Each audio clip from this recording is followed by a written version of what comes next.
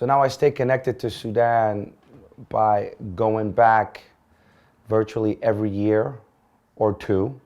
It's been difficult in the past 2 years because of the pandemic, but generally when my DJ season is done towards December, that's when I go back to Africa.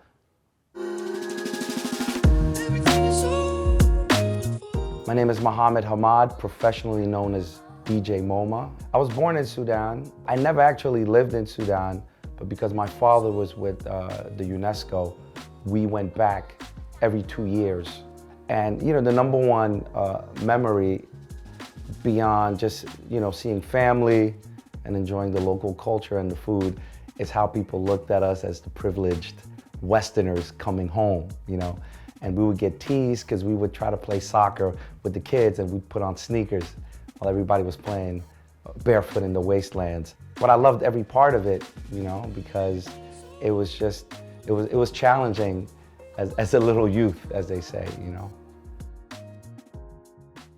It's a very loaded question, but what made me leave corporate is that once you get past that early stage where you're like, oh, the young black prodigy, and you just become more of an adult, you get into your mid-30s, you go from being a black kid to a black man, and you start getting treated differently. It's in corporate America. It's very subtle, but you feel it. And everything that I was doing on the music side, on the DJ side, on the event side, I felt like that's where I belonged. My soul just told me it's time to get out, you know, because the environment didn't feel sane for me. I think music found me more so than me finding it. One, my uncle, Bashir Abbas, is one of the most famous Sudanese singers of all time, and that's my mother's brother. And then my sister started buying the cassette tapes. That's like Prince, Womack and Womack. And then right around then, around 87, 88, I got into Public Enemy and then hip hop, and then hip hop took over my life. I think in 2002, in Park Slope, Brooklyn. It was the first time somebody paid me to DJ. A very good friend of mine named Anthony, his rap name is Low Key the Trickster, and we used to rap together actually when we were teens. And he said, Mo, you got a sick ass record collection. You should just come DJ with us. I practiced for that set. I rehearsed like my life depended on it. And I was like, this is gonna be my first time DJing in public. And I'm not gonna like stink it up. First time somebody paid me, and it probably was like $50.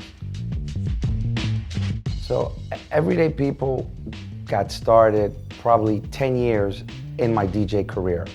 My partner Sada, who had the vision for the party, she said, Mo, I want to start a day party for us, not like the champagne brunches for the European crowd, but something that's for us where we can listen to R&B music and like vibe out. And our other partner, Roble, is a chef. Something magical happened when the three of us came together. We were able to tap into all these different layers of our community. And then the whole thing took. It took like magic. And for the past 10 years, I feel like everyone's coming towards Everyday People. And so without really compromising anything that we've done, we've been able to get some pretty substantial corporate partnerships. So Spotify is music. They allow us to curate a playlist. You know, they gave us representation by putting us on a billboard near Herald Square in Manhattan.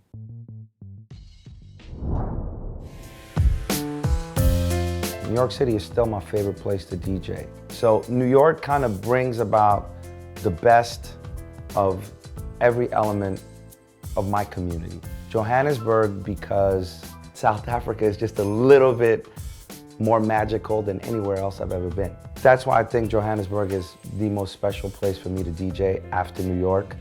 But a close third or a tied second would be London, because I think black people in the UK have the most discerning musical ears of anywhere I've been. They understand more musical genres than anywhere else. So that's it. New York, Johannesburg, London. My three favorite places to DJ. Shout out to everybody in Toronto. Toronto's amazing too. Who makes the best jollof rice?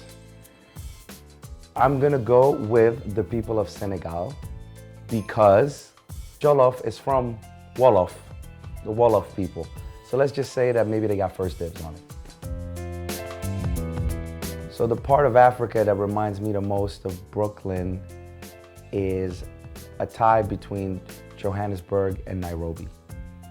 You know, they both have big city feel, but they have a community of tremendously talented creatives, wonderful DJs, just culture all around.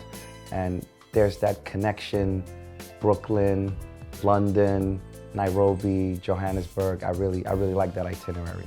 So it's between those two places. I'm just curious about culture, learning about other people's culture and connecting the dots. Not just like, you know, we say we try to connect the dots to the diaspora, but there are still a lot of dots to connect on the continent, you know? So I just love bouncing around the continent and just connecting dots in that fashion too.